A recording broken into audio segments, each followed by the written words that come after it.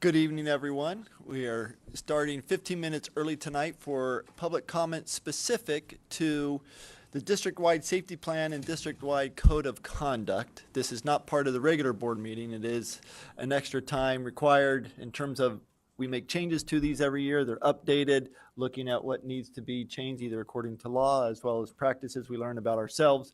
And those two documents are made available, and people have the opportunity, if they'd like to speak, to sign up and speak specifically to those two topics. If there are none, then we will pause long enough until 6:30 when we will start the official business meeting. So if there's anybody here who would like to speak about the code of conduct or the district-wide safety plan, please come to the podium. There is a sign-in sheet, so if you'd like to sign in for either one of these, we can use that time to sign in and talk about the code of conduct.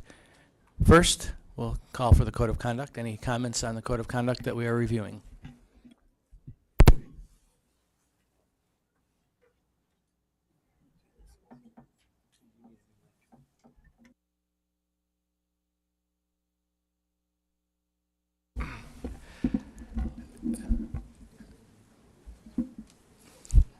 So at this time, we will ask if individuals would like to come up and talk about our district-wide safety plan. District-wide safety plan is also under review. The review is a year-long process, and this is an opportunity for people to make a public comment regarding the district-wide safety plan, which, again, both the district-wide safety plan and the code of conduct have been on our district website.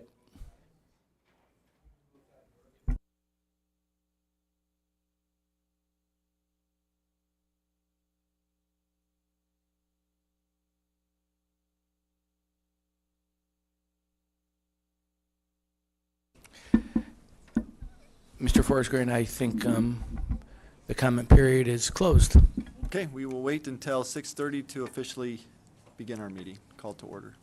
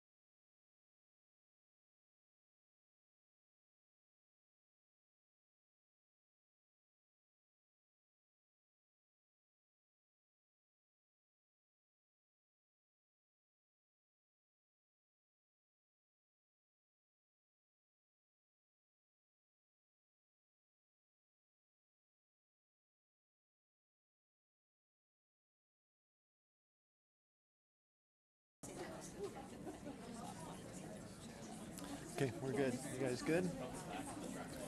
Here we go. You all ready? Good evening, everyone. Welcome to our business meeting for the Fairport Central School District Board of Education. We call this meeting to order at 6:30. And welcome all who have come. I think there's a theme in the audience that we'll probably hear about here sooner or later. But grateful for your attendance. I'd like to ask the board members approval of, thank you. Just to remind everybody about the fire exits. We have 4 options overall, the doors through which you came in, and then to the left to get you outside quickly, but also each of these doors on either side of the curtains take you immediately outside. If we need it, please do so orderly, cognizant of everybody's probably going to be a little scared if we need it. So with that, thank you. Move on to the approval of the agenda. Ask the board member for a motion to approve. So moved. Mary Caitlin, thank you. Brian, second. Questions or not really that, I guess amendments, any amendments that want to be made to the agenda, now's a good time, but you can make amendments anytime throughout the meeting. Can we amend the first read for policies? 3222 is just missing our changes, so we can pull that and we'll just bring it back in June. So a motion to amend 8B to remove 3222. Do I have a second? What's that? Joyce, second. So a motion to amend the agenda. All in favor? Aye. No opposed, so 6-0. I'm sorry, I don't mean to speak out of order, but I just want to make sure there's an executive session scheduled. It's on there, Is it on there? 10A. Yep. Oh, it's after adjournment though. Okay, I just refreshed. Yeah. Thank you. Sorry, Pam. Thank you. Okay, so with the amended motion approved, now I need a vote to approve the agenda as amended. There we go. Robert's Rules of Order, people, if you haven't learned about. Marty, thank you. Joyce, second. Any other changes? No? All in favor? 6-0. That does remind me, we just want to recognize that our board president is absent on a business trip, perhaps mixed with some vacation. And we will hear a video report from here shortly, but we will be down to 6 votes tonight. So that does take us into the public comment period. We have 9 speakers, or we're 10. One had to remove themselves at the last minute. I will recognize the speaker, at which time when you start, you have 3 minutes, right, to speak, and we will have a timer. I will try to remember to give you a 30-second warning, just a quick comment. I don't mean to be interrupted, but we'll say that while you're talking. And a reminder about the topics, right? We don't talk about individuals, students, or other issues that are going on. We ask that that be placed in writing and given to the board. And to be respectful in terms of audience of whoever's speaking, whether you agree or not, to be respectful of what's going on so that we are examples of, good civic behavior. And it's the policy of the board overall not to respond at the moment in terms of us gathering information. This is one of our ways of gathering information. We likely will not respond, but we will make note of it and, have further deliberations around that. So thank you for coming out tonight. First on the public speaking list tonight is Mr. Doug Willard, who is a faculty here in our district. Mr. Willard, if you'll come up.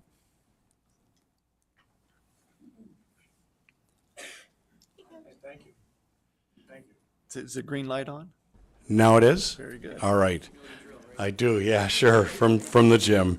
Hi, everybody, and I'm Doug Willard. Oh, I'm a little too close. Since the last time I was able to speak directly to the board in February, it seems that much has changed.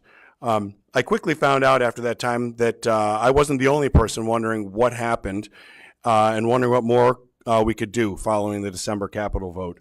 I've become part of a community that is passionate about our student athletes, but also about the quality of their educational experience and the facilities where the learning happens.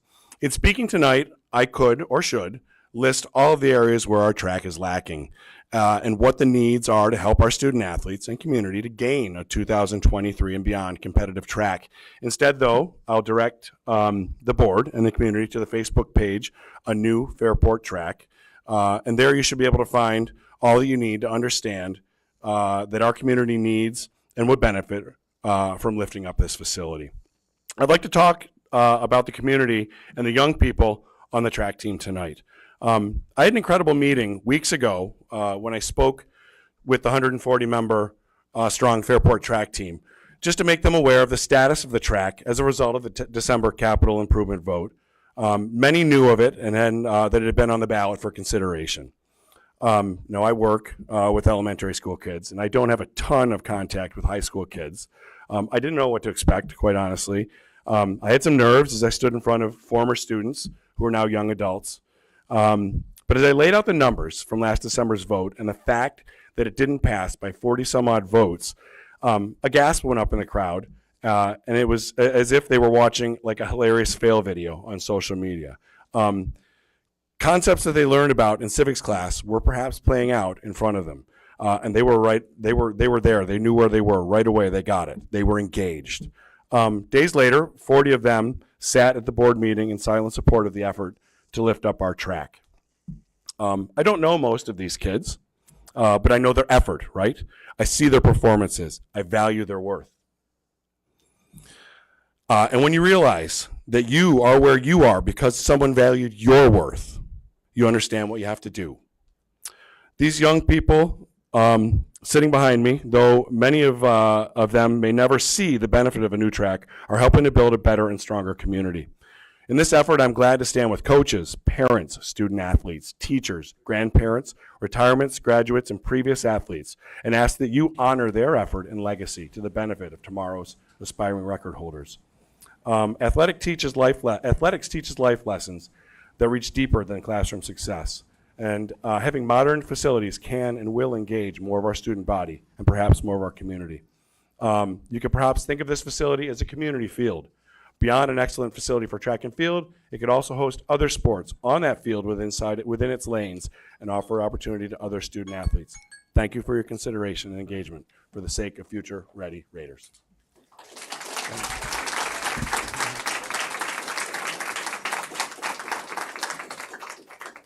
Thank you, Mr. Willard. Our next speaker is Owen Willard, who is a student. And Owen brought a fan club.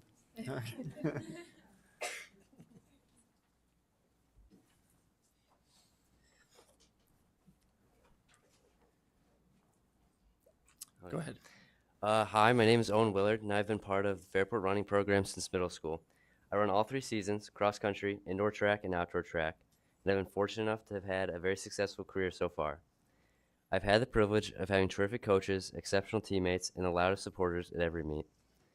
Prior to middle school, I had tried and enjoyed, to some extent, many other mainstream sports, but it wasn't until 7th grade that I found something I was truly passionate about, that being running. It was a new community of people who were like me and were supportive of each other, and that helped me gain confidence. As running was something I really enjoyed, and it turns out I was pretty good at it. The coaching and teaching I have had has motivated me to work hard, get better, and dedicate myself. That coaching helped me quite literally jump into steeplechase, a long-distance track event, 3,000 meters, that requires you to jump over 4 barriers in a water pit every lap. Here at Fairport, we lack the facilities for us to practice for our event, meaning my teammates and I go into each race with an instant disadvantage to our competitors. Every other athlete in the area has the ability to practice steeplechase at their home track, a standard we do not have here in a town that is known for the distance runners. And to be quite honest, that is an embarrassment. Despite these barriers being put in our way, if you were to attend a race, you will without a doubt see more Fairport uniforms near the front of the pack than any other team. Going into sectionals this Thursday, I'm seated second in the section, and my teammates hold places 3, 4, and 8. There's no other team as prominent as Fairport, even with our lack of facilities. We've become successful in spite of our track, not because of it. While we're happy for our friends and classmates who have played other sports and have gained impressive baseball, football, soccer, and lacrosse fields, we only ask for the same consideration as you move forward with planning. We deserve to have a safe and updated track and field facility that offers each runner, jumper, and thrower a chance to master their events and feel proud of their surroundings. Despite our success and dedication, it is too late for our current team to benefit from any upgrades. We are not here advocating for ourselves. We are asking this for our younger brothers and sisters and for all the future runners in this community, even for those who do not know they are runners yet, because they may just be inspired by the sight of a new track. Thank you for your time. Thank you.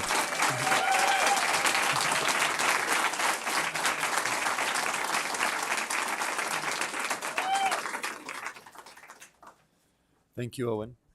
Next, we have Jake Pasaluga, who's also a student here at FHS.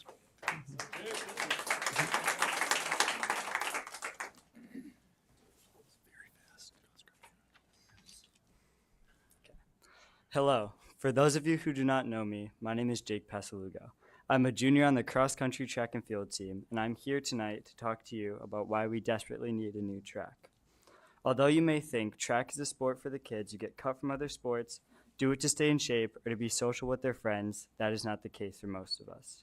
For most of the team, track is our passion. Track is my passion. As a junior, I'm a 3-time Section 5 champion, and I'm among the best in the entire state and even the country, finishing in the top 100 in both the mile and the 2-mile this past indoor season at the national meet. I am not the only person on the team with such accolades. 7 athletes competed at the national level this past indoor season besides me. 3 others qualified, but the entries were full by the time they could enter. Fairport Track and Field proudly represents the best of Section 5 despite having by far the worst track in the section. The track is severely outdated and is causing athletes to suffer from injuries such as shin splints and muscle tightness. After most training sessions, my calves are in pain and become uncommonly tight due to the worn down rubber on the track. Although these injuries don't sound major, they hold athletes back from competing at the highest possible level that they can. They may limit these athletes from getting college coaches' attention and being recruited. The recruitment process is so exciting, and although the new track will not benefit my recruitment process, it will benefit the freshman class's process. The Fairport Distance program proudly has the best freshman class in the entire state by a large margin. The whole entire class of 2026 has the chance to be noticed and recruited by college coaches. These athletes have the possibility to be the best class our distance program has ever seen, and they deserve a new track to train and compete on in order to make their dreams of becoming state champions come true. I'm asking that you vote yes on the track in order to give our talented athletes the best possible opportunities to be successful at the high school level without the chance of injury. Thank you for your time and consideration.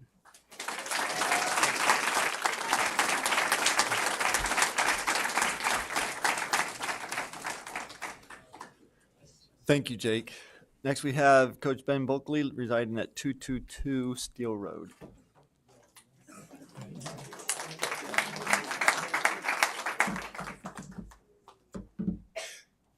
All right, hello Board of Ed, and thank you for the opportunity to speak tonight. My name's Ben, and I'm an alumni of Fairport, class of 2018, also an alumni of the Fairport Track and Field program, and I'm now the boys' head track and field coach at Fairport. As a first-year head coach, it was embarrassing to have coaches come up to me from other teams and ask, "Hey Ben, are you sure you want to host our dual meet?" due to the inadequacy of our facilities. They offered to host us instead, but we decided to still host as it was our senior night, and we felt that it was important to have that celebration at home. Other teams didn't want to come here for one day. We practice here every day. On the day of that meet, we forfeited 27 points before the meet even started because our pole vault standards were broken, and the officials deemed our jumping pit, which is full of sand, to be inadequate for the day and inappropriate for use. Not only did we give up those 27 points, but our athletes, as well as the athletes from the other teams, were not able to compete that day and were robbed of that opportunity. Our track doesn't have a water pit for steeplechase or steeple barriers. This is not an example of inadequate equipment. This is something that we don't even have. Our steeplechasers, they don't have the opportunity to practice their event. If you don't know what steeple is, it's a 3,000 meter race where athletes jump over a 3-foot tall barrier a total of 28 times. Barriers are not hurdles. They don't fall over when you hit them, you fall over. It's imperative that steeplechasers practice over barriers to learn how to not hit them in a race, yet our facility does not have them. Another note about steeple, of the 28 barriers that you go over, 7 of them are into a pool of water that's 2 feet deep, known as the water pit. Our track does not have a water pit to practice on. For our athletes, the first time they ever go over a water pit is in a race situation, not at practice. These are not problems at other schools. This is unique to Fairport, more specifically Fairport track. In no other sport do Fairport athletes have these disadvantages. In a basketball game, you don't start with 27 forfeited points. The quarterback never throws his first pass in a game. These are problems unique to Fairport track, and this is just a few of the problems with our facility. 140 athletes signed up for outdoor track this year, roughly 100 ran indoor, and 50 competed in our cross-country teams. We don't make cuts and we take everyone. This is a massive number of athletes that use our facility year-round. Track and field is also the third most diverse sport according to the NCAA Office of Inclusion. So not only do we have huge numbers of athletes, but athletes from all backgrounds and all talent levels. We have athletes whose goals are to simply show up, make friends, and participate in a sport after school. And we have numerous athletes training to take a shot at a state title, 30 or even seconds. college scholarships. A new track facility is essential for the support of all these athletes, whatever their goals may be. Thank you.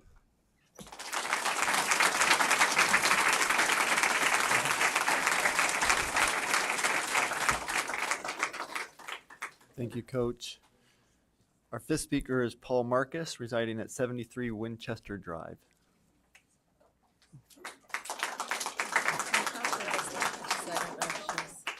Okay. I'm going to step back from this because I have a very loud voice.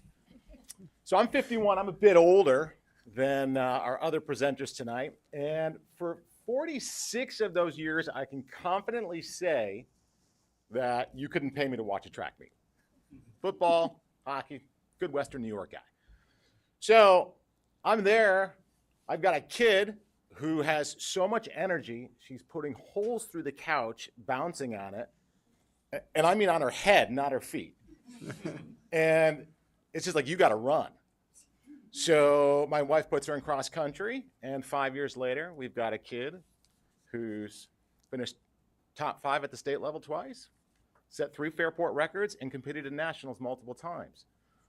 I gladly stood out in the rain for 8 hours this Saturday, where the girls' team, for the first time in 13 years, won counties. So I work for a multinational data company. I'm a numbers guy. So I'm going to take this from a slightly different angle. We're going to look at the numbers. So if we do that, going through some averages, keep in mind this is not exact, we've got about 30 to 50 players on the average high school football team. Maybe around 30 on a soccer team, 20 to 30 on a lacrosse team, less on baseball. Now, keep in mind a lot more will go out, but they'll get cut. They won't make the team. And even more of those players, about 1/3 to 1/2, will sit the bench and never even get the opportunity to play. You've heard we've got 140 people who went out for track. Do you know how many got cut? None. Do you know how many got the chance to compete? Every single one of them. Track is accessible to everybody who has the will to come out and try. And if we think about accessibility, each one of those 140 kids has a fan or 2 fans at home, and their parents and then their grandparents, and guess what? They all come out and watch. So when we have a dual meet, which is the smallest track meet you can have, we're over there on our track with anywhere from 150 to 300 spectators sitting out there in any weather watching our kids compete.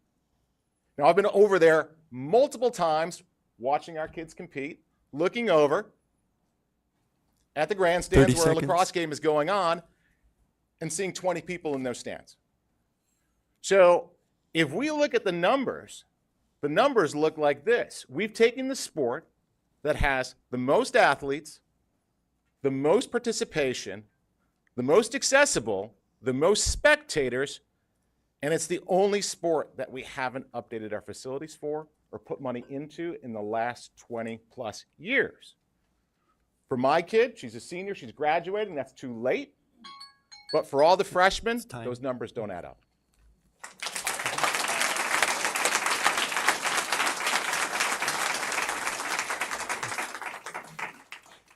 Thank you, Mr. Marcus. Next, we have Michael Toronto, our 12th grade student.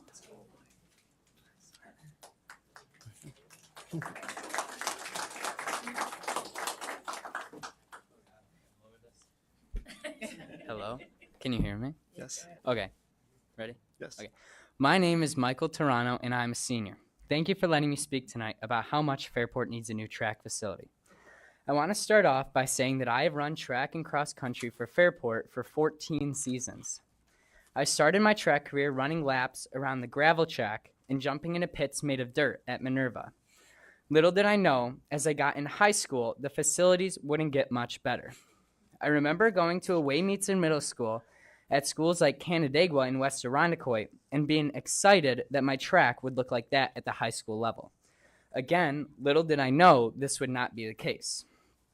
Unfortunately, my freshman season was canceled due to COVID, but I was eager to get on to the track for the first time my sophomore year.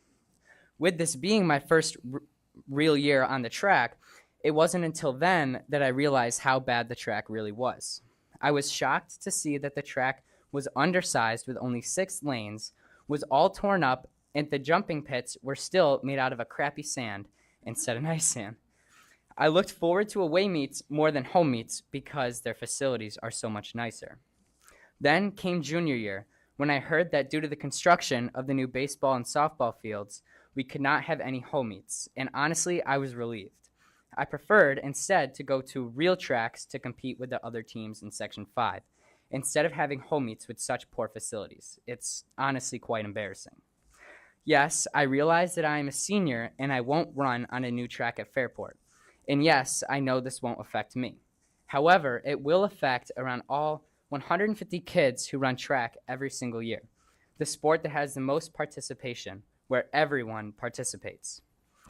I want to finish with a few stories, starting with one that happened just the other day. I was sitting in study hall when I got out a piece of paper and pencil to write this speech. One of my friends, who doesn't run track, asked me what I was working on. I told him how I am speaking at the board meeting about how we need a new track facility. He looked out the window towards the track and said, and I quote, "Yeah, that's facts. Why don't we have a new track? That one is a piece of junk," to say that word nicely. Another moment that I want to share happened last week while we were running down the street and saw a boy riding his bike. He asked us if we were track runners, to which I replied, yes, we are. We then said how he should join track and how fun it is.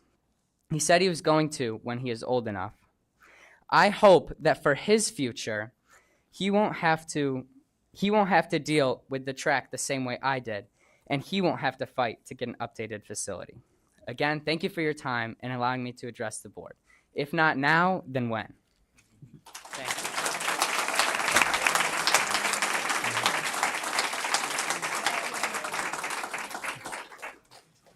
Thank you, Mike.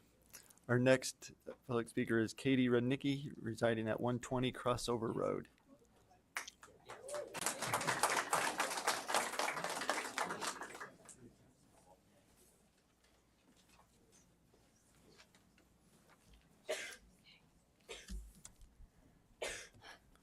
Good evening. Some of you may know me as Mrs. Rudnicki, math teacher at Minerva DeLand. Some might know me as a mom to 4 great kids, ranging from 3rd to 12th grade in Fairport. You might also know that I come from a big family, 9 siblings to be exact. And when I decided to settle in Fairport, I did so because one of my sisters, my older sister, was already working here and raising her daughter here, and it seemed like an amazing place to be. Soon, some of my other sisters followed, and at one point, between me and my sisters, we had a child in every single school in the Fairport district. I could stand up here and tell you all about the amazing programs my kids, my nieces and nephews have been lucky enough to be involved in through the various schools in Fairport. I could tell you all about my amazing firstborn daughter, Eliana, who is a senior and graduating soon, the top of her class, or about my junior, Mary Kate, who has excelled in track and field, competing on varsity since 8th grade, and even qualifying for indoor nationals this past March. But I'm here today to talk to you about my other family, my students. Through the years, I have had many students who play a variety of sports. I always get excited for those who participate in track and field. Every year I see freshmen nervous about making the team and then relieved when they hear there will not be cuts. As our girls varsity coach Moore has said before, in track, there is something for everyone. These kids do not have to have been on elite travel teams for years or have experience from expensive summer camps or costly specialty clinics in order to find a place on the team. They need some sneakers, that's it. In track, there is something for everyone. These student athletes have the opportunity to be a part of an amazing Fairport athletic experience, giving them a social connection and giving our community something to be proud of. My perspective is unique because I get to see my 9th graders experience being a part of such a fantastic team with energetic coaches who have led them to a highly successful season in spite of our lackluster facilities. This team, you've heard, boasts about 140 student athletes. That's close to 10% of our high school population, more than any other athletic team in the district. Some of the athletes will go on to compete at the collegiate level, and many will not. But as the athletic program that supports the largest number of student athletes and the most diverse in many ways, the facilities are simply appalling. These student 30 athletes seconds. will never be able to have home field advantage for any major track event or invitational because the facilities simply aren't enough. I'm sure you've seen the spreadsheet comparing our facilities to others in the area, and we're on the bottom of the list for everything. When so many students and families would benefit from an overhaul of the track facilities, please consider putting track on the vote as its own item this fall and give track a chance. We have so many amazing student athletes in our community. Let's provide them with a facility to be proud to compete in. Thank you.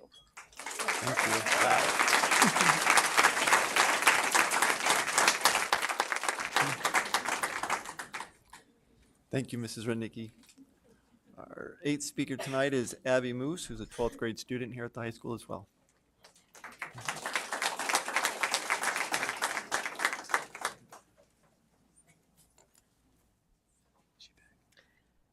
Hello, my name is Abby Moose, and I'm a current senior on the track team here at Fairport. During my time on the team, I've had the privilege of competing in meets and invitationals at surrounding schools.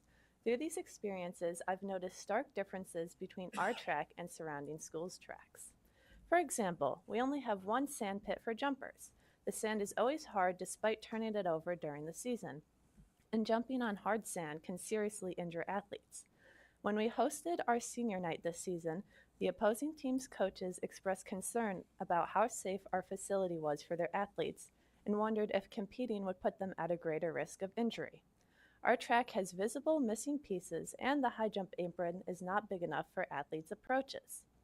A significant concern about our current track is accessibility, especially for older people who want to come to meets or utilize the track. The track is in the far back of the school, and to get there you have to walk down a pathway and down into a steep ditch and back up. It's quite dangerous, and I've seen many people fall or struggle with the ditch. The track sits on a significant incline.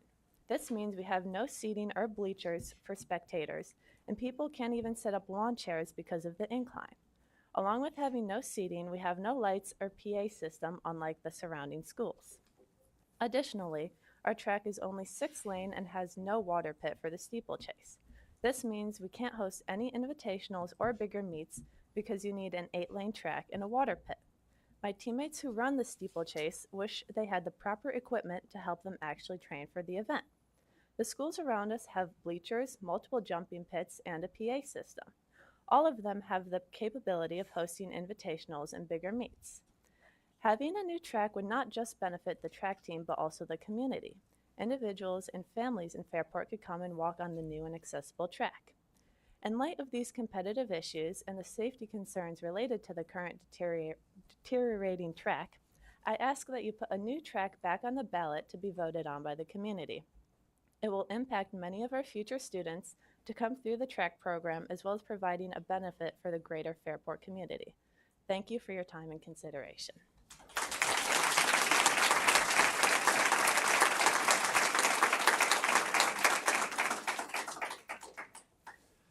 Thank you, Abby. We had one more speaker, I believe, left. Just give a moment in case she's in the hallway. Is Natasha around? No. Then that concludes the public comment period, or those who had signed up tonight. Not typically responding. I do want to at least say, if I can, and not make the other board members mad at me, appreciate especially the students, no offense to any of the adults. One of the favorite things of the board, if you're not aware, is to hear from our students. Okay, the impact of programs and athletics and whatever, and you've done a spectacular job tonight. A lesson in civics, by the way, unselfishness, talking about students yet to come that won't benefit you, some of our upperclassmen. So thank you for that. I appreciate just a wonderful example in what you've said tonight by everybody, including the adults and our coaches. But thank you for being a part of this tonight and participating in government. Yep, please.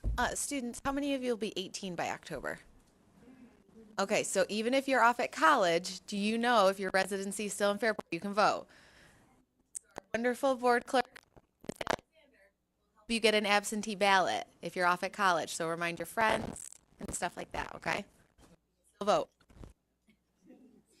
I don't know if that's a decision or not about what might be on the ballot, but no, I'm just, We're having a vote in October. that's right, we are. So, And we'll have some of a discussion tonight, but we have invited, for those who are here, to our 31st special board meeting, which will be about capital projects, facilities planning. We will have greater detail there in terms of inviting other, I like to call them just for the fun of it, expert witnesses. There are people here in our local community, though, to get greater detail about what's all involved. So please, you're welcome to watch that. It will be streamed. You're welcome to attend as well. It's in this room, right on the 31st? In this room on the 31st as well. Again, we'll have some discussion tonight, but I think we'll go deeper on the 31st and give a directional indication through a vote about our intentions at that time. So that will happen 8 days from today. Okay, so thank you. We will move on then to the next part of our agenda tonight, to the communications section of the report, where we have our student advisor. Wait, where's everybody going? You don't want to miss a student advisor, okay, so there's students. So Miss Sarah Grover, if you'll come down. You are not limited to 3 minutes, right?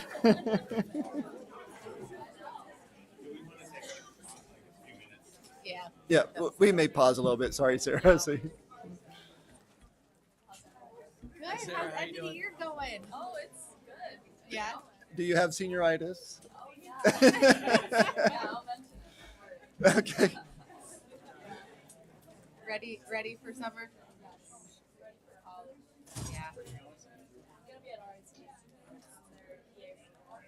Awesome. Do you know what you want to do with your? Yeah. Do you want to do like family medicine? I'm really into dermatology or like plastic.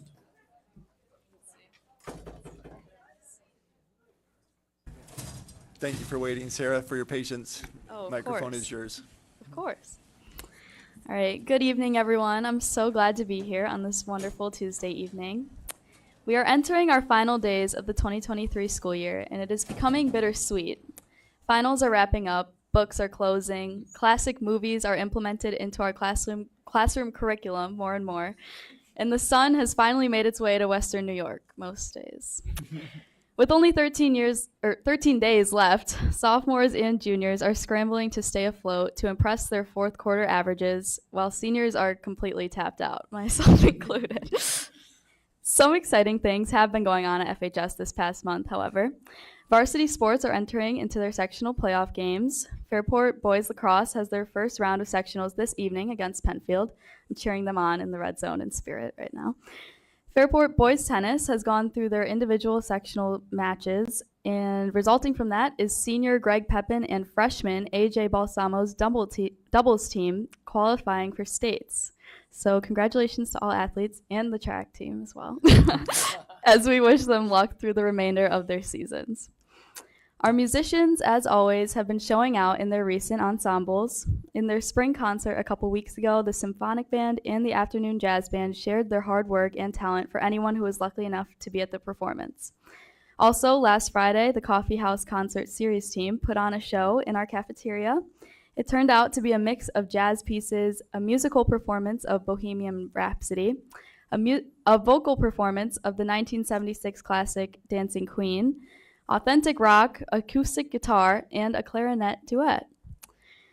Last Thursday was a big one for us seniors. We celebrated our decision day. Almost everyone came prepared, decked out in merchandise from their future college. We were able to go up to the guidance library to indulge in various snacks and candies, as well as pose for the camera at our little photo booth that was set up. Personally, I love how Fairport waits a couple of weeks until all AP exams are complete to celebrate this important day. It allows us to spend it stress-free and really make the most out of a great time in the year. Also, a special thank you goes out to the guidance department for making this all happen. Without them, realistically, none of us would be going to college next year. On that same note, last Friday, 2022 Fairport alumni came in to speak on the Transition to College panel. They came from all over the place: University of Rhode Island, Elon University, St. Lawrence University, U of R, RIT, SUNY Albany, and MCC. They were a perfect representative sample of many of the schools that people from my senior class will be attending. They provided us the inside scoop of what your freshman year typically looks like, how to embrace new friendships, and how to tackle certain dilemmas that may unexpectedly arise. It was a great gesture for our peers to come in and speak on a personal level. I feel like a lot of us have been adequately prepared for college through the Fairport Central School District, but it's always nice to hear some firsthand advice. Finally, we are so excited to welcome our German exchange friends with open arms into FHS's great environment. I haven't formally met any of them yet, however, I cannot wait to get to know them over the next few days. That brings everyone up to date, hopefully. This Friday, we have our annual Raider Palooza, where we will receive our yearbooks, enjoy the various food trucks, and make great use of the dunk tank. It did rain during Raider Palooza last year, so I'm hoping my final and only one will be outstanding. Next time I see you all, I will be graduating in only 2 days and wrapping up my time here as the student representative to the board. I just want to thank you all for always being so supportive and making Fairport the best place I could live in. See you next month. Thank you. Thank you, Sarah. Thank you, as always, for your excellent report. We have a president's report that was prepared beforehand, a video, so we'll show that. And if it doesn't work, I have a few comments you want to make sure are heard. There we go. Hello. Unfortunately, I cannot be with you tonight. I'm out of town for my job. I'm actually at a conference learning more about supporting people with disabilities in terms of finding employment and how important it is to have options for students after high school. So with that being said, I did just want to do a couple updates. First, I wanted to thank the community for coming out last week and voting for both the budget and for the school board candidates. So thank you. I'm looking forward to another 3 years of working with the school and with the community, hoping that we can increase our communication.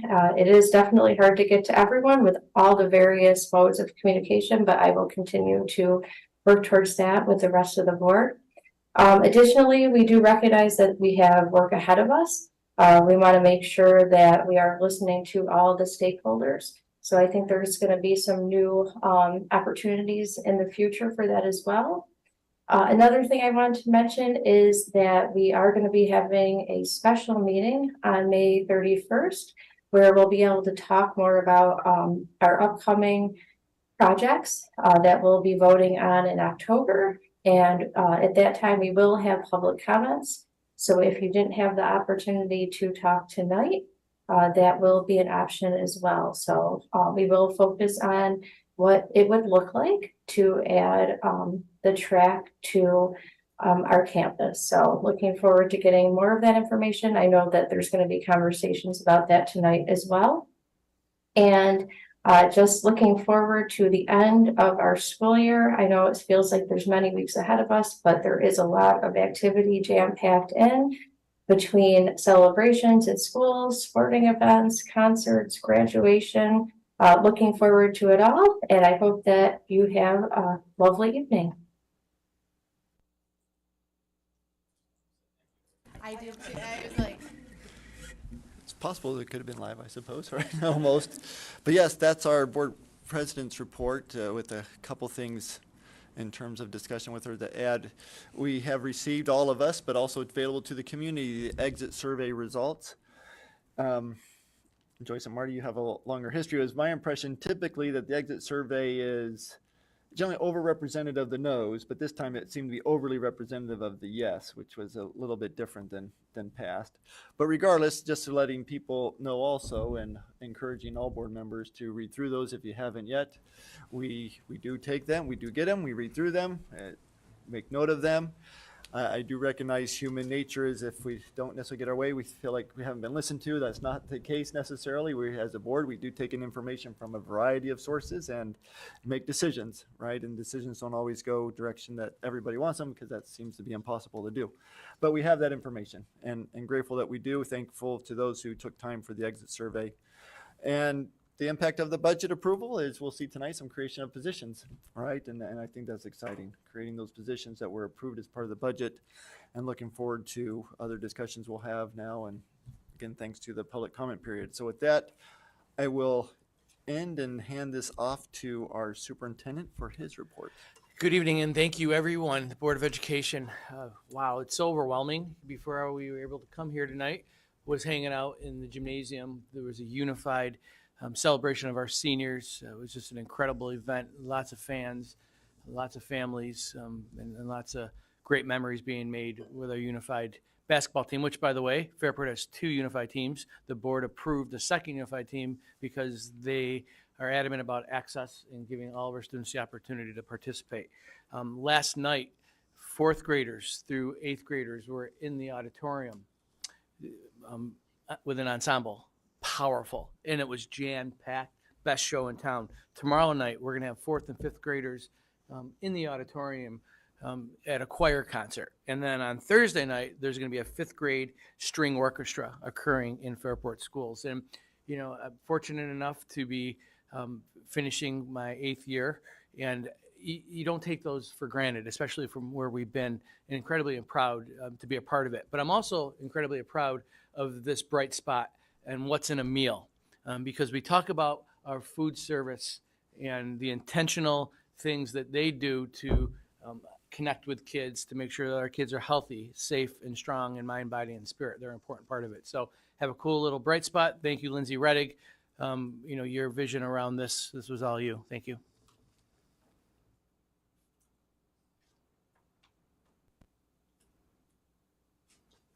Hello, Fairport. Welcome to our cafeteria where students can get healthy and tasty meals every day.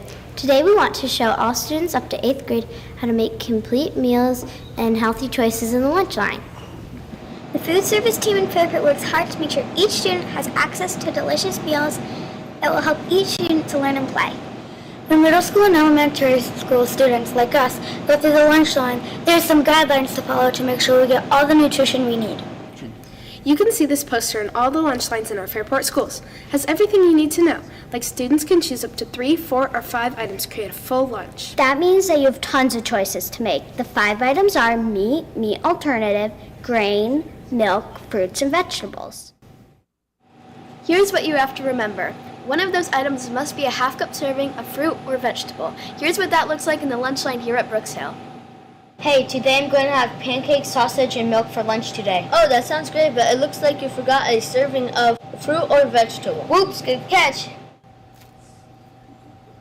Hi, Lily. Let's take a look at your tray. You have a bagel and some veggies, but you need one more thing to make that a complete meal.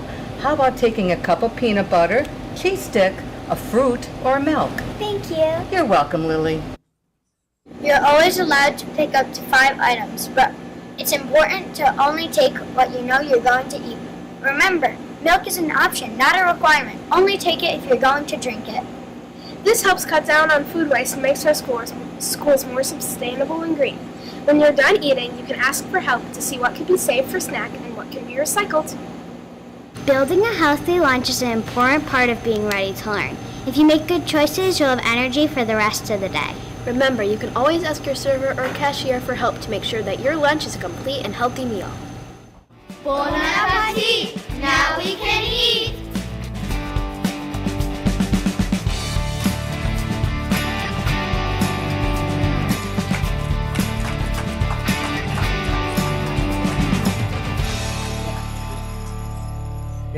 And it's comprehensive. Our school district does so many wonderful things, and Lindsay, thank you for noticing and seeing our food service heroes who show up every day with that intentionality. You know, a lot of those individuals are non-collective employees, and you know that means that you know they depend on our school budgets. They depend on making sure that we can continue to sustain them. We need more, so if you want to be a lunch aid hero, please make sure that you watch our social media, because we'll be doing a big push for hiring more essential workers, truly essential. So thank you, Lindsay, once again. The school budget is very important, and I have to say that it starts the day, or actually the moments after we were successful, we started talking about how do we continue to do better? How do we continue to get our message out? How do we continue to make sure that there's clarity? And I'm really proud, and I say this, but every single time I say it, it feels differently. This board gets the message out early. This board continually emphasizes the importance of let's talk about budget early and often so we can get our message out as we go through the budget process. The school budget votes came in. We had 4,300 votes. That is powerful. And I think that speaks to the passion, the expectations around our schools. 60% approval, over close to 900 yes votes with a margin between the yes and no, which feels really good that we got a lot of people out there. Again, 60%. We would love, as we continue to communicate our expectations and hopes for the future, to continue to get more people to come out and to voice their thoughts and passion and expectations for our school. Congratulations to Erica Bellis-Pacer, who's our incumbent and board president, as we just heard from, Nicole Tebow, and Lisa Christensen. Looking forward to working with this new group team coming in to continue the excellence that we're so accustomed to. Am I doing this? Okay.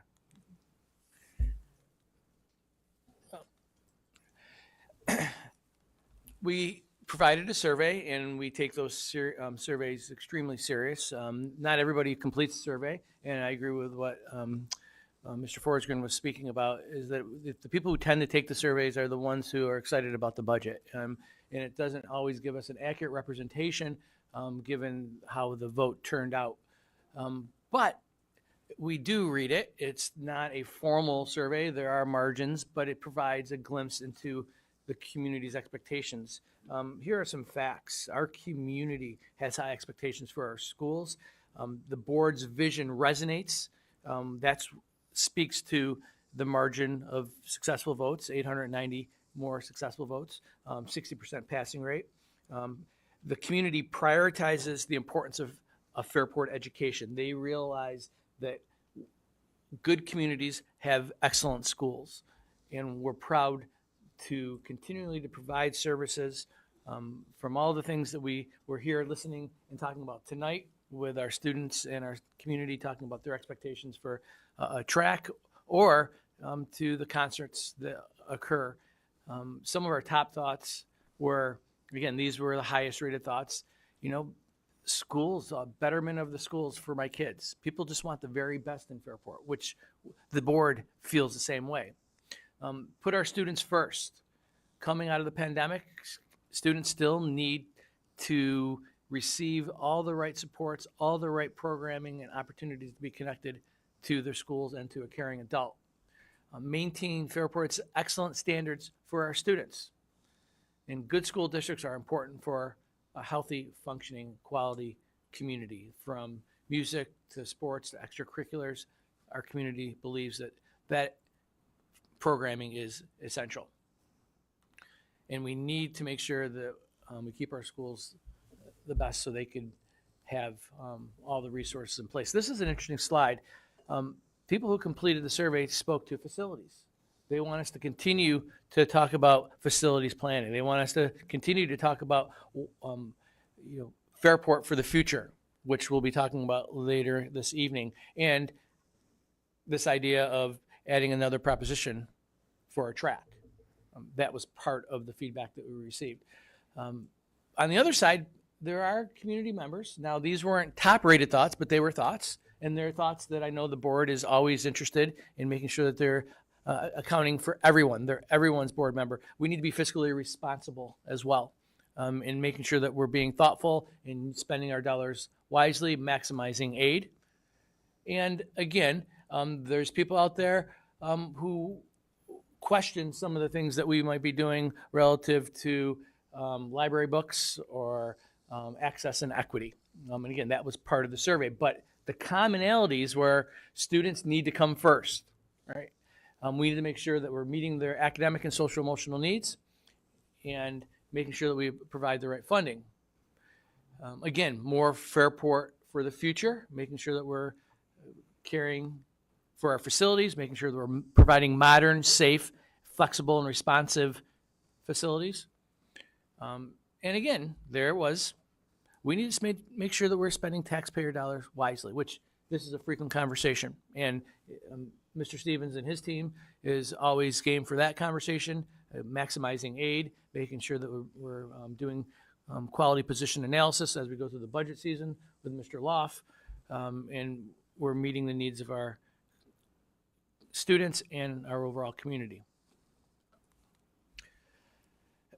I'm not going to get too much into this piece because there's going to be a discussion item on this in a little bit on Fairport for the Future Phase 1.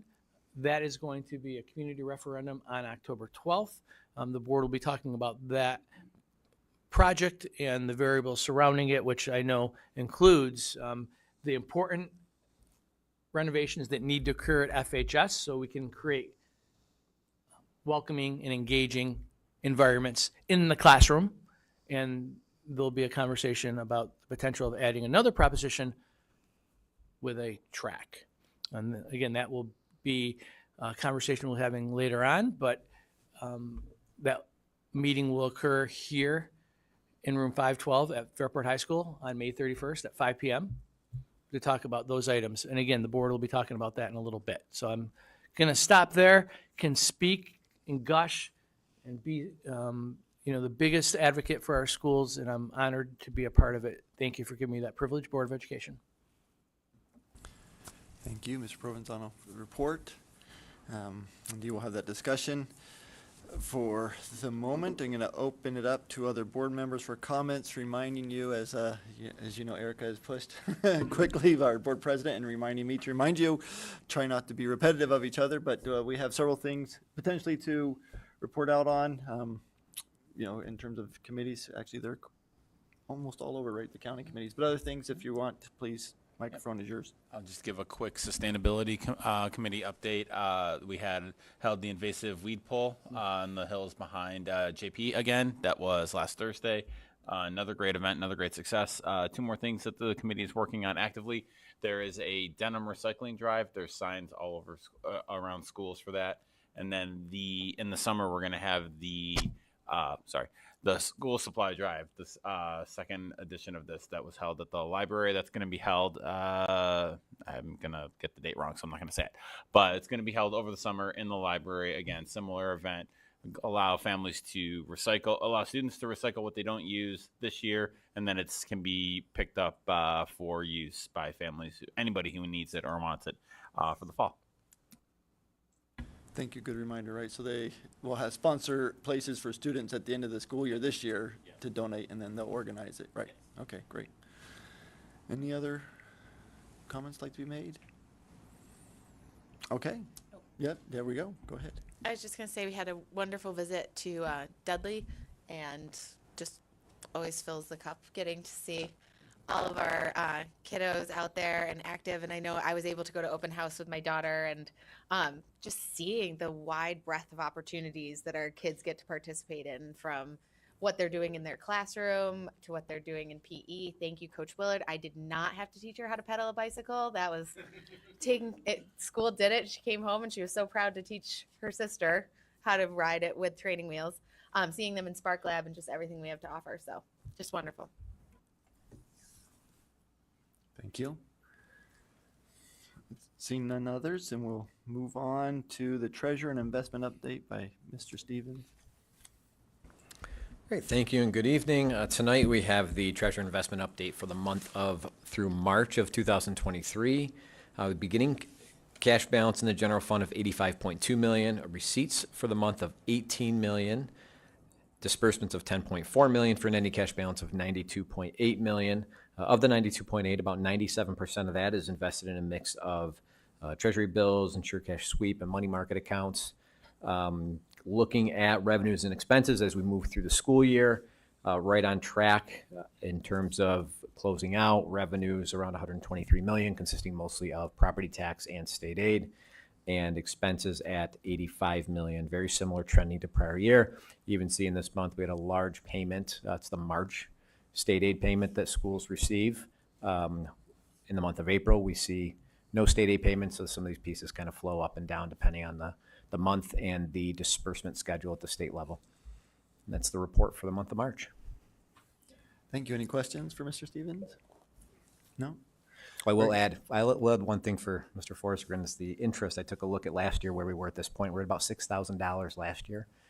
You can see here recorded at over $200,000, some of which still to mature, which won't be showing as paid interest yet on the books. So we'll see some of those maturing in April as well.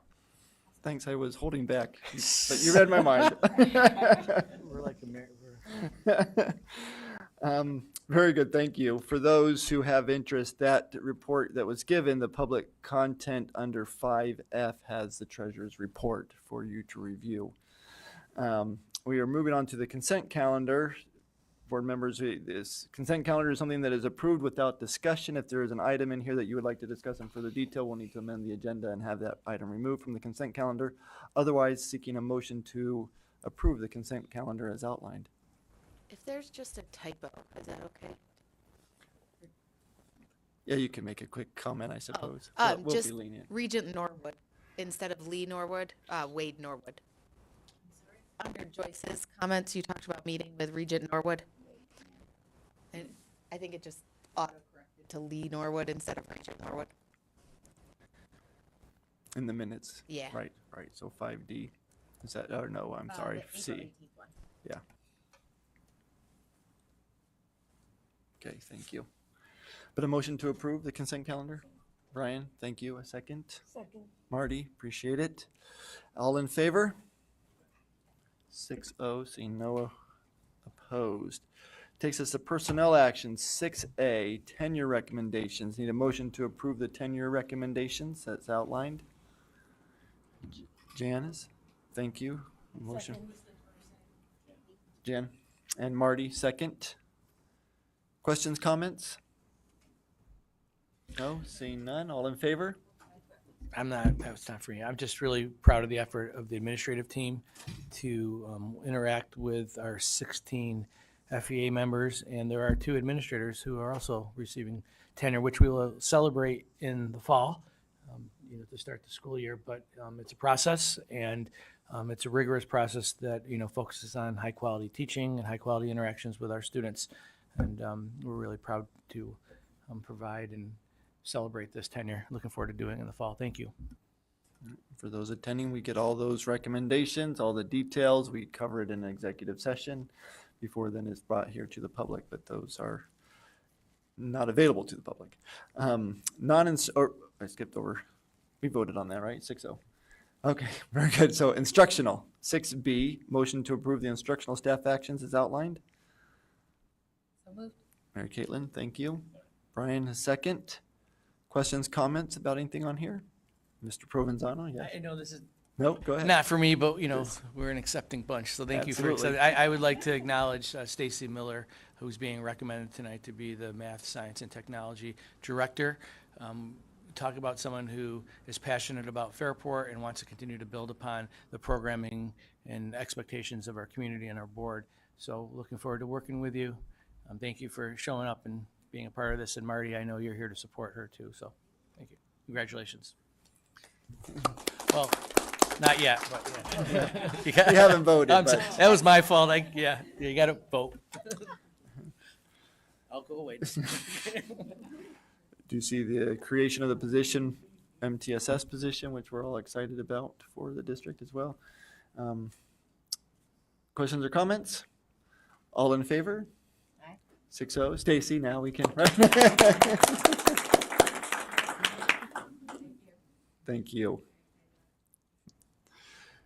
6C, non-instructive and civil, non-instructional and civil service. We need a motion to approve as outlined. So moved. Marty, thank you. Second. Joyce? Questions or comments about this one? Any recognitions? Okay. All in favor? 6-0. And then 6D, athletics, motion to approve the athletic staff actions as outlined. So moved. Marty, second. Brian, or Marty first, Brian second. Questions, comments here? Seeing none, all in favor? 6-0. Thank you. And then we have multiple memorandums of agreement under 6E, a motion to approve the 7 memorandums of agreement that are outlined. Need a motion? Joyce, second. Marty? Questions or comments about any of these? Okay, all in favor? 6-0. 6 F, motion to approve the salaries of personnel not covered by collective bargaining agreements. As outlined in the administrative content, a motion to approve. So moved. Marty, thank you. Second, Brian? Questions, comments here? All in favor? 6-0. And then 6G, a motion to approve salaries and benefit contracts for managerial administrative personnel for the next school year. There are 6 of those. A motion to approve. Joyce, thank you. Second. Marty, second. Questions or comments? All in favor? 6-0. And last, under 6H, personnel agreements. Motion to approve the personnel agreements that are outlined in the administrative content of the agenda. Motion to approve. Brian first, second. Marty. Questions, comments about either? All in favor? 6-0. Thank you. Takes us to presentations, our monthly presentation on the 2019 capital improvement project. Thank you, Kevin. Kevin Arletta from Campus Construction, who's been with us throughout. And he lifts that up so easily.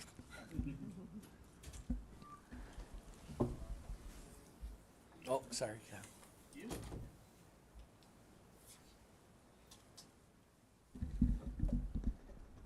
Alrighty, good evening. Here is our capital improvement project update for the month of April. So just an overall of our financials. These are the different components that add up to our overall referendum of $56 million, our state contracts, prime contracts, incidental budget, contingencies, the high school finishes project as well. Taking a closer look into the financials for the 2019 capital improvement project through the month of April, the district has approved just over $2.9 million in change orders, leaving us $485,000 left in the contingency. We still have $162,000 left in contract allowances, and based on contractor pay applications, we're at 83% complete between both phases.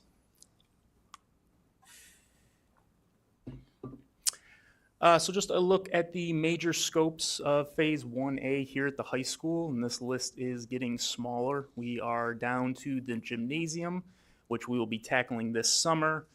New paint job throughout the entire area, acoustical ceiling panels, refinishing the floor, new stains, new game lines, the whole 9 yards. We have just wrapped up the final 2 science classrooms up on the 2nd floor. Contractor's still working through some punch list items up there, but we are working our way out of that 2nd floor, gearing up for the terrazzo work this summer through the high school finishes project.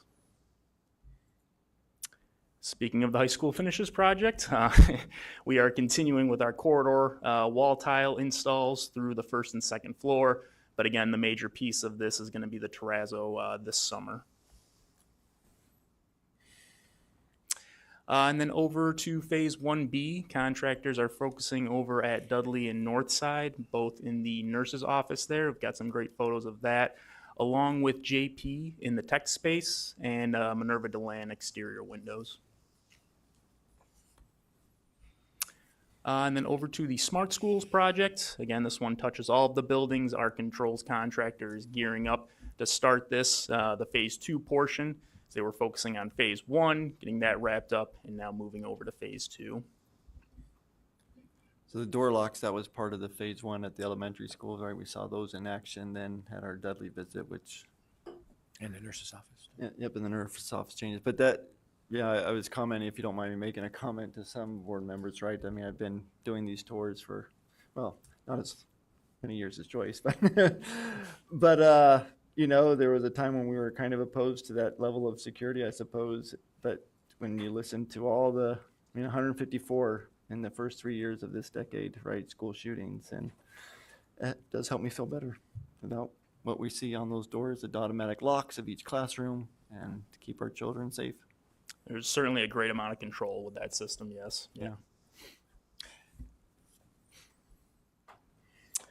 And then looking ahead across Phase 1A, the high school finishes, and 1B, what work's going on around the buildings. Here at the high school, we're going to be continuing with that wall tile installation throughout the corridors, and then again up on the second floor, the 2 science classrooms we wrapped up. We did our walkthrough with Labella, generated that punch list, got it out to the contractors for them to start addressing those. High school finishes projects, pretty similar, moving through the corridors with wall tile. They're beginning to start installing the locker trim around all of the new lockers we've put in. But again, that big piece is going to be the terrazzo this summer. And then over at 1B, Dudley North Side, work going on at the nurse's office. North Side, we started that a little bit earlier than Dudley, so we are coming in on wrapping that up, but we've got some door hardware to complete in there along with final cleaning, and then we'll do the same run through with Labella as far as generating a punch list for that space. And then over at the Dudley nurse office, again, moving on to the finishes piece of it, starting to get the flooring in, the wall base, getting the first couple of coats of paint on. And then over at JP, we've wrapped up all the demo and abatement work in the tech space, and now we're working through framing and MEP rough-ins. Then here's just a shot of the second floor biology classroom. Really cool. I was fortunate enough to see our NASA Hunch students give presentations to about 25 Rotary members last night, and science teachers were there welcoming Rotarians. The students did an amazing job. The classroom spaces, they were excited to be in those spaces. They're excited about the air conditioning in those spaces. And generally, it's especially that upper level, it gets really hot. As you know, heat rises, and there's been lots of gratitude and excitement about these learning spaces because they're flexible and modern. Thank you. Thank you, board. So here's another shot of the second classroom upstairs that we turned over, another biology classroom. And then moving over to 1B, you can see JP's tech space starting to take shape, studs going up, MEP contractors following right behind them. And then over to the Dudley nurse office, you can see that first coat of paint on there, ceiling grids in, getting ready to put floors in. And then over at Northside, here's a close-up of the receptionist desk inside the nurse's office. And then here's a shot at Minerva DeLand, some of the new windows going on at that front entrance.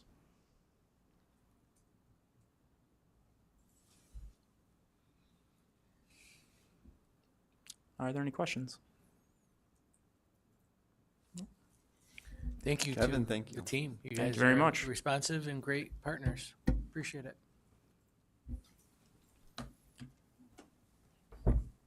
All right, that does bring us to item 8 on the agenda, with 8A being Fairport for the Future, our beginning of our discussion. So tonight. if we can go back to my report and the next slide. Did you want to bring it up? Yeah, I was just waiting. Yep.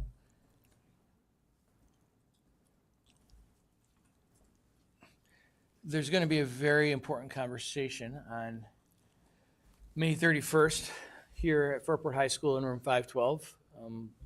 We'll have representatives from campus and LaBella. We'll have Bob Clark. We'll have some great conversations with some community advocates about a track. We're going to be talking about fiscal impacts of Fairport for the future and the possibilities of having 2 propositions. This is a complete process and opportunity for us to get some really good information to understand where the board's priorities are in this public session.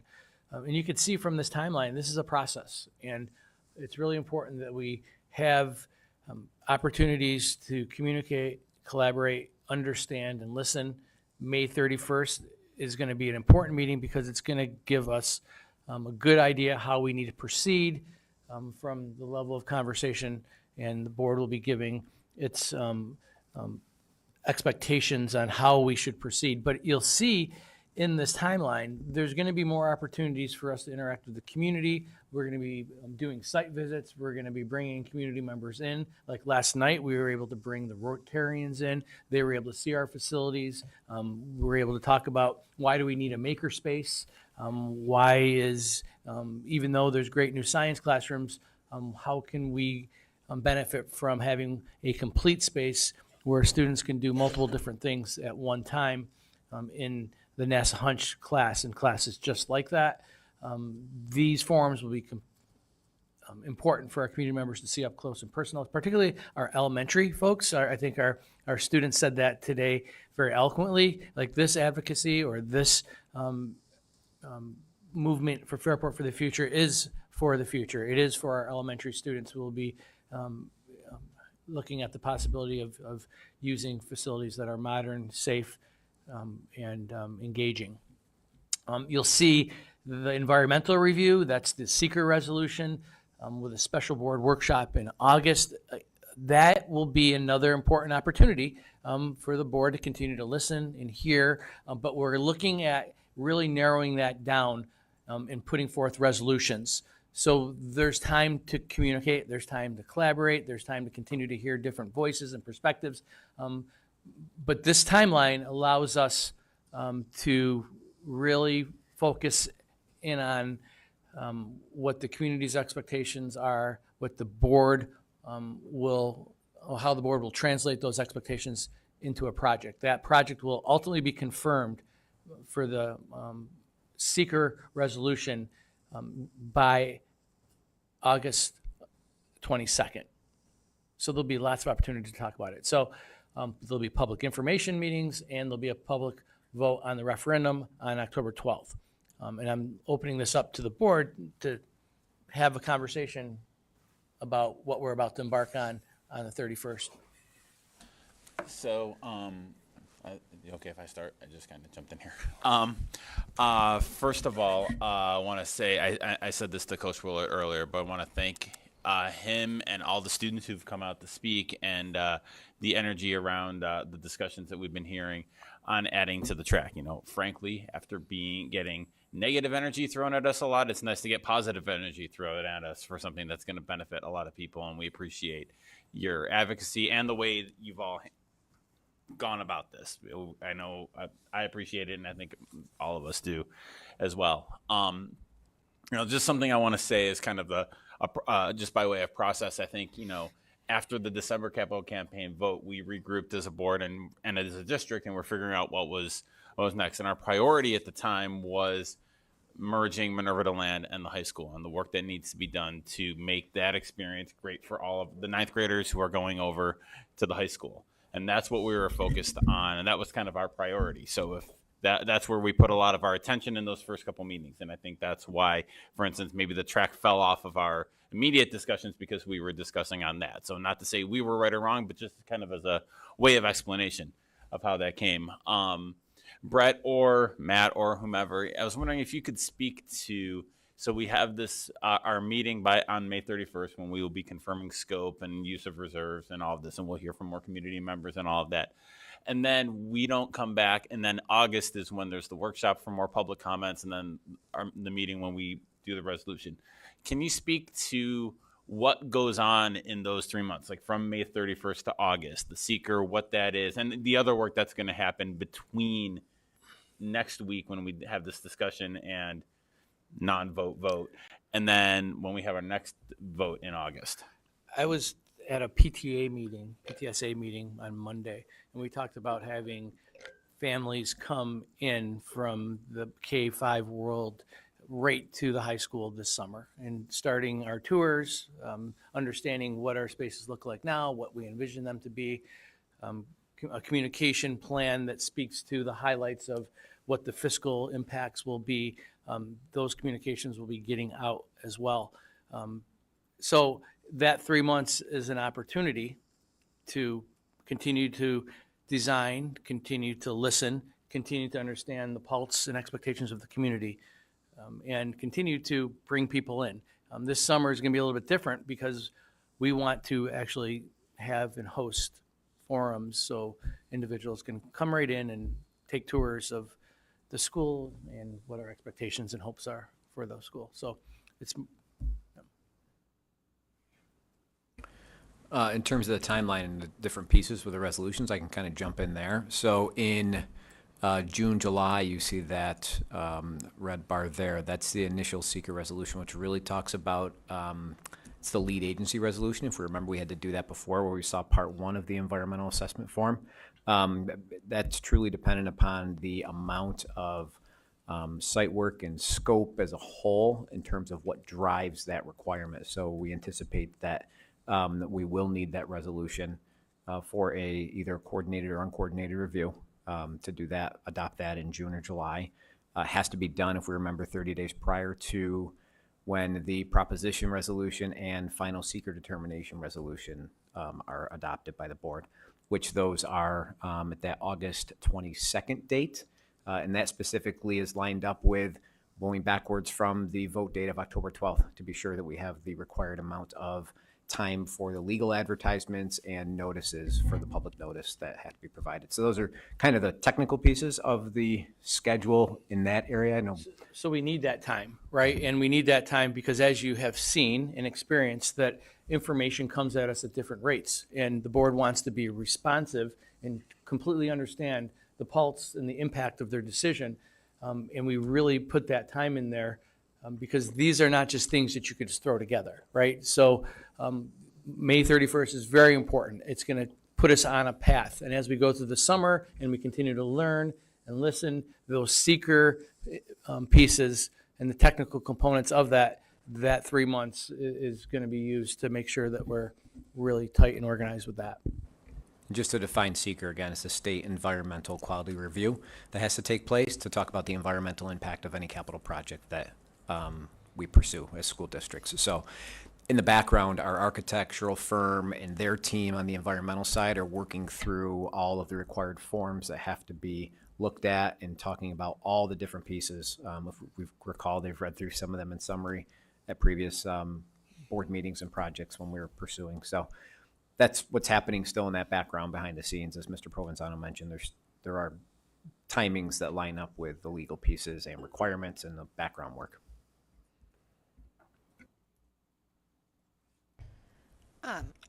This is just kind of an aside. Just want to express a little bit of frustration. I thought we had decided at our May 1st workshop that tonight would kind of be more of the information gathering. I personally feel a little uncomfortable that we're going to have that big conversation on the 31st and then be expected to also make the decision that evening, as opposed to talking it through tonight, having time to think, and then make the decision. And that is something I think communication-wise as a board, we could be tighter on, because I thought tonight was more of the information, and I think that's what we shared when people emailed us, that tonight was going to be more of that breakdown. So I'll jump in only to define a word perhaps you used, Ryan, in non-vote vote. In light of that, because up until the 22nd, we aren't locking ourselves in necessarily, right? So because we'll be giving, it's a vote, it's an indicative vote, but there's things that we may or may not learn between the 31st and the 22nd that could potentially change scope and even whether we move forward at all with anything. Although I think it's highly unlikely we don't do anything, right? So understand the frustration. I think it's well stated, but even that's not the formal, it's not a vote by resolution. It is a vote of indication of where we're heading, because it does also approve, I suppose, money that's going to be spent, right? How much further will they go? And for example, because what's not been said, I think, directly yet, is initially our thoughts back in February was just put out what's needed for the facility. It did exclude the track. You did say that. And now there's obviously a lot of support, and that could be a second thing on the 12th, a second resolution independent of the first. And that's the indication, right, of next week. Is that the additional money to spend with architectures? Come to find out, I was surprised. I did not know that. I made an assumption, and you know what happens when you assume. I won't say it because I do it too often in life. But I did not know that our December vote did not include a steeple chase barrier, right? So that was not in the initial plans. And so if there's a silver lining of it going down, I suppose, is that we get a chance to take a second look at what's really needed to update the track and not exclude any of our students from steeplechase or other things. So those are some of the things that could also change. Yes, we don't have what I'm calling partly for fun expert witnesses here tonight. They will be more. I hope that's enough to give us an indication, though. Do we want to bring it in? Do we want it as a second? Do we want to try again as a first? And I'm sorry, I'm throwing that out there partly on purpose, right? To say, because I know there's strong feelings around it, but is that the reality of it? Do we want them two separate ones? No and yes on what could happen, the turnout there. But regardless, we have a lot to discuss, I think, and in preparation for both the summer work that can be done and what ultimate resolutions we pass on the 22nd that then the community can vote on. And we're right on the mark with the pacing of this. I really feel that there's enough time to continue to learn and to understand the impacts for all the different scenarios. And May 31st, these were just guideposts, and we've spoken to the fact that as we move along, there's going to be an opportunity to monitor and adjust or stay the course based upon what we learn. And I think that time is important. Definitively speaking, we know for certain that projects change. The scope of projects do change, right? And that's because, to the board's credit, you listen. You want to make sure you have all the facts and information, and I appreciate, the passions and interests to make sure you're well informed, and that's what we're going to be doing, informing the board on May 31st, and we look forward to engaging in that. I have a question. The vote on the 31st, will that determine the scope of the seeker that then happens? So if it's a no vote on the 31st, it really you can't change it later on because it will not be part of the seeker. It'll be done. Right, if we say no track, for example, the track Right. wouldn't Only be part if of the it's- seeker. Right, and then that would be it. There would be no change after that. They would write it in a way, and Matt, you could jump in on this, but they would write it in a way that would give us the flexibility to cover the scope, and if we need to downshift or monitor and adjust. But I know that Mr. Stevens can speak to that. Yeah, so I'll jump in. So as it relates to seeker, though, because the track would be a large area and land, then there would have to be that review included in the seeker process. So it can still be included in if we feel there could be a change of mind before August, which sometimes we would do that on the side of, the architectural team can sometimes include that in. For example, I believe the seeker, even for the 2019 project, had more pieces reviewed than may have necessarily moved forward, just to be sure things were covered as a whole, depending on those pieces. And then what Mr. Provenzano is referring to is the proposition resolution, of being sure the right language is in the proposition resolution to reflect potential work as a whole. So so on our side as a planning team with the construction and architectural team, if we feel there may be any possibility that it could shift, we'll try to make sure that's included in the seeker process. So I'd work close with Mr. Provenzano on that as well through that process. So it can certainly not be included in the seeker review, but then that would truly mean that because that type of site work is such a large area, that would require that review to take place. Yep. So that would be the seeker. Would there be others? So if we again voted no, and I hope people understand it's an if, not a decision at all, but based on what we heard tonight. But you mentioned the construction architectural team, right? If it's a no, that would mean it would limit the scope of what they're going to review during that time as well, in terms of drawing up plans and drafting. So the money that's It's a pathway. And again, I think that's why it's such an important meeting. It provides a pathway. And that pathway will then give us the opportunity to include the components that are necessary for the seeker. But if it's a no, that gives us a pathway, but it also will impact the scope of the project. But it's an important vote in that sense. Like I say, it's not done by resolution. I think I misused the term because of that, but it is a vote, not a non-vote vote or sorts. Right. It's just not attached to a resolution, but it does give the indication of whether we want to pursue both the seeker and the other construction architectural team efforts. Brett or Matt or whomever, can you just maybe give a refresher to people watching and people here? The other work is obviously we were talking a lot about the track and whether to add it, and I get that, but the other work that we're looking to do as part of the with this campaign, with part of the with merging Minerva and high school, just kind of refresh people of it doesn't have to be point for point, but just in scope what's going to happen here. The scope of that initial conversation of what we were talking about. would be a new technology wing, which would have how many classrooms, Mr. Clark? 5 classrooms, and those 5 classrooms would be flexible, having multiple different disciplines, use them throughout the day. We would take the area where the tech area is right now in the athletic office, and you would revamp that space to make it accessible to health classrooms, much needed space. We would renovate the library and add classroom spaces to that area, 3 classrooms, opportunities for staff and students to interact with each other in environments that are welcoming and predictable and engaging for school members. So we would be picking up classrooms, much needed classroom space, because we learned that the importance of having classrooms and making sure that our staff has consistent spaces so they can interact with their students throughout the day was a priority that accommodates this, and making sure that those spaces are ready. Thanks. And that's the one that we have planned to use our reserves for with no tax impact, correct? Correct. And again, Mr. Stevens is working with our fiscal advisors, and we'll be talking about the fiscal impact to the best estimate and exact as we possibly can on May 31st.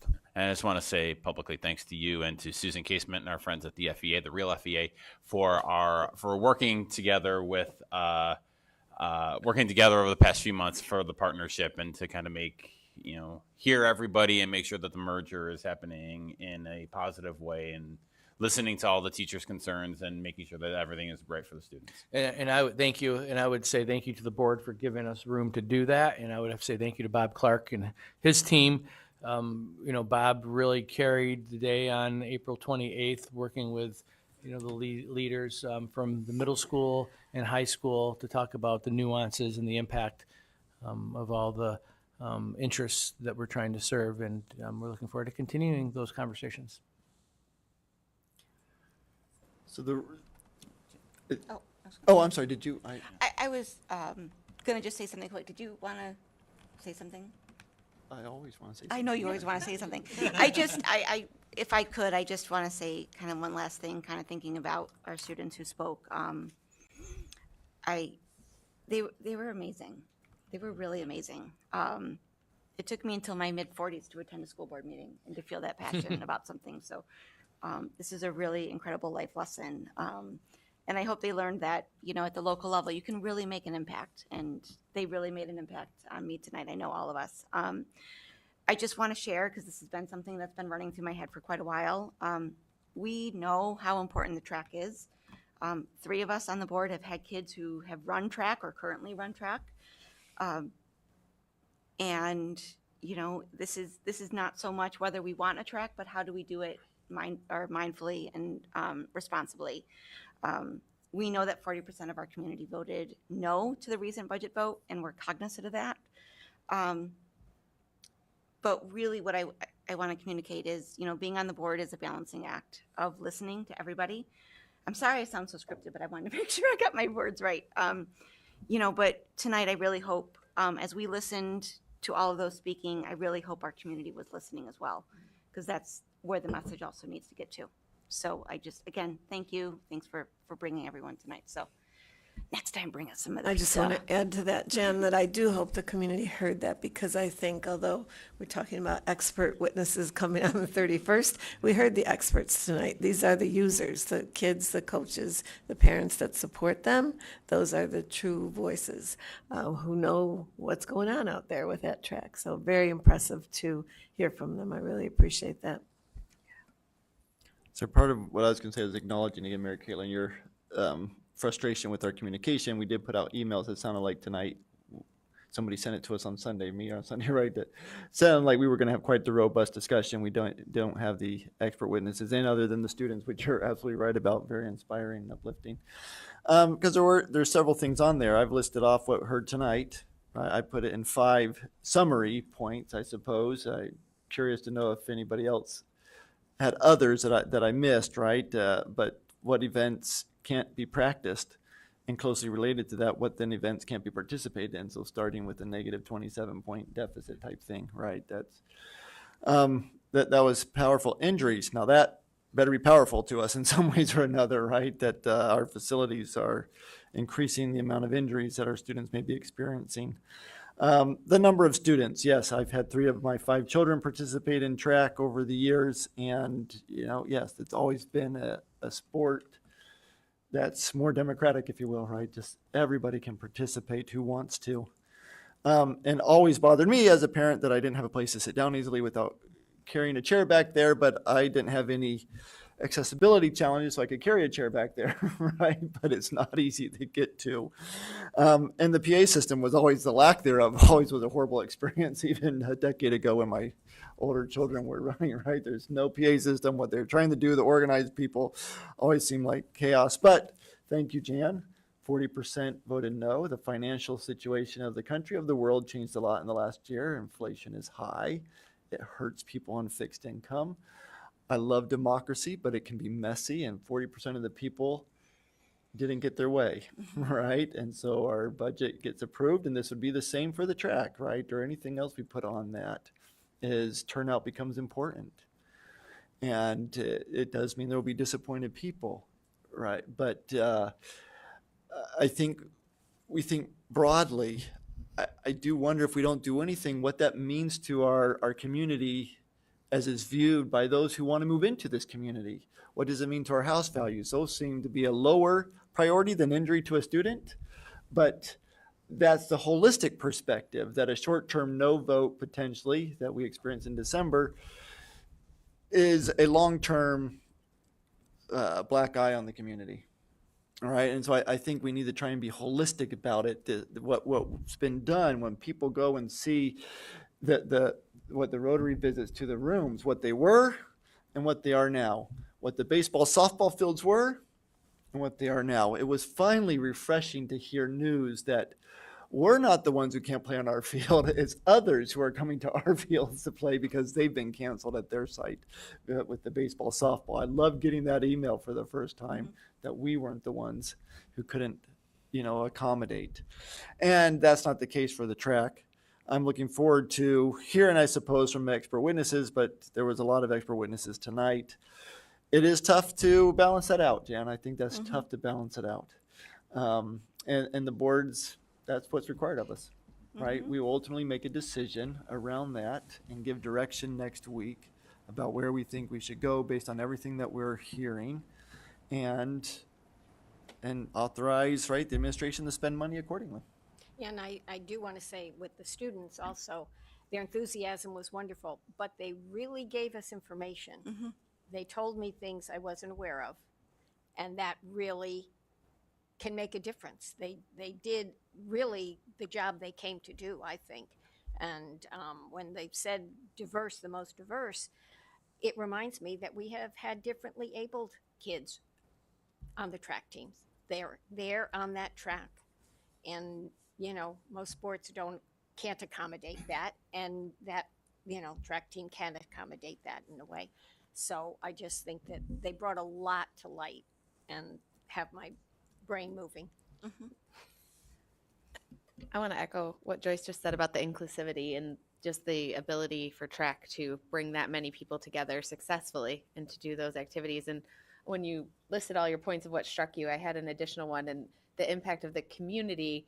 Because as a family who goes for a lot of walks with tiny people, I have never once thought to myself, I should head over to the high school and walk on the track. And I should. Like, that should be a place where my kids can scoot and I can walk. So I think that's one thing I wrote down on my list. Why have I never thought that? And hopefully we can make it. If I can just add one too, the one that stuck out at me was Michael. Again, all the student speakers are incredible. But Michael saying that he was relieved to not have any home meets last year. I mean, that's yes, exactly, Joyce. That's just like, you don't like that. That's hard to hear, but necessary to hear. So I want to thank you, Michael, for dropping that on us, because we need that. That's an important thing to hear. Well, they've learned resilience. There's no doubt they have been a successful team. He being one of them, right? As good as he is. Jake Pasaluga, a neighbor as well of ours, and fast, very fast. Anyway, it's amazing what they've done. As they said, in spite of. In spite of, right.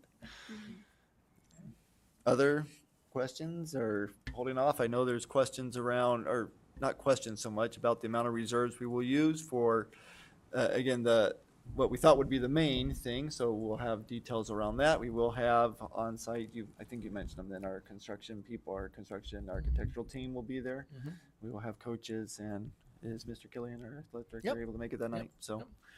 And then we have opened up public comment, a reminder again to those who may not have felt they weren't represented tonight, or if they were and want to just emphasize it, that we'll have another. We're going to try to synthesize the speaker's sentiments for that meeting as well. So we'll be sharing some of the expert witnesses that communicated tonight.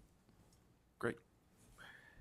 Thank you for your enthusiasm and your expectations in making sure that we're communicating clearly and that we have a path to make informed decisions. Really appreciate that from the board. Ready to move on? Yes? Okay. You guys want to slip out? We understand. Right. 8B, policy first read. No policy about the track in here, right? So, no. Well, I but- don't know, we do have hazardous waste, and it sounded like. Good point. I stand corrected. But 8B as amended, which does not include in the first read 3222. So a motion to approve the policies in 8B other than 3222. So moved. All right, Caitlin, thank you. Brian, second. Any questions about the first read of these policies?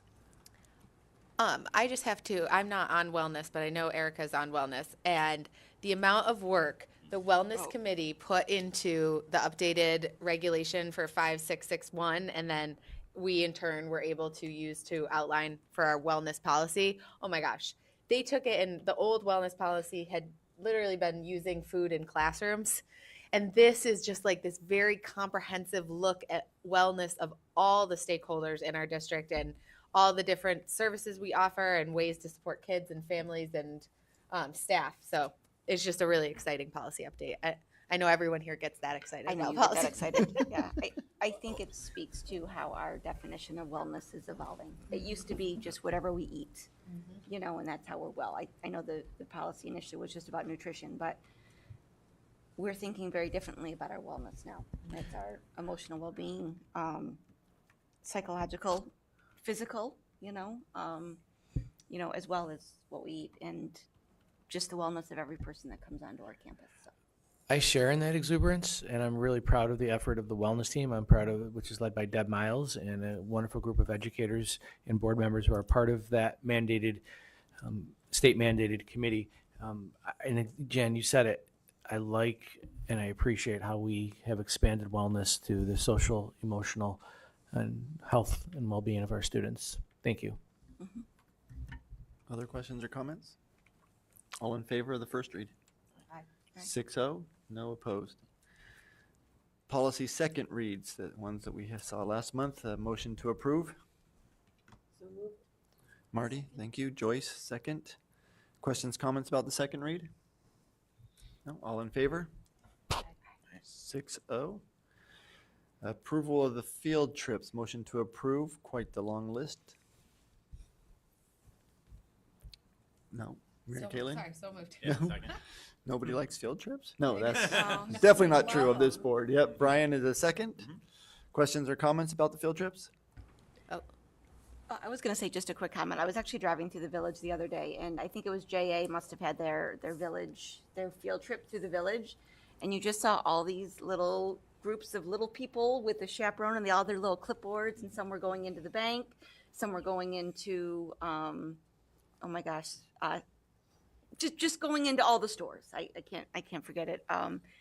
But it just was really wonderful, and you know, you get so much out of those trips. So they just looked like they were having a wonderful day, and I'm sure getting a lot out of it. So I just love when we were at Dudley and the second graders had their community dioramas out on that they had built, and the first graders, my little one, are doing their trip around Fairport, which she was so excited because they're going to stop in the library. And last year in kindergarten, they got their own library cards and did a virtual library field trip. So just the build up, it's so exciting.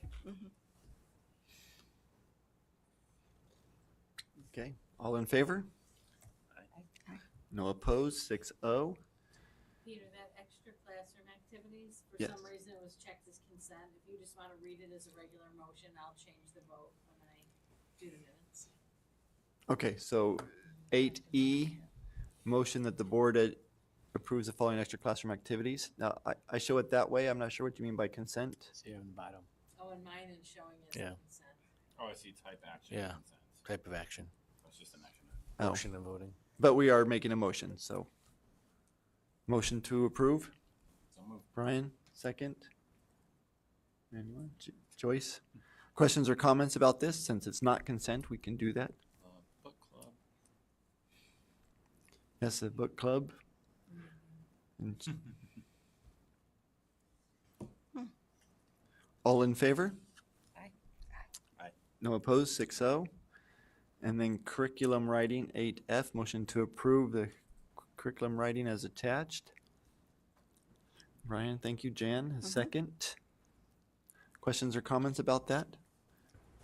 I just have to give big kudos to Marty and Joyce on the board, particularly for this. So when I came on the board, the question came up, like, what does summer curriculum look like? And they had really pushed forward to kind of get this more clear plan. And I know you guys are leaving us, however much we may deny that.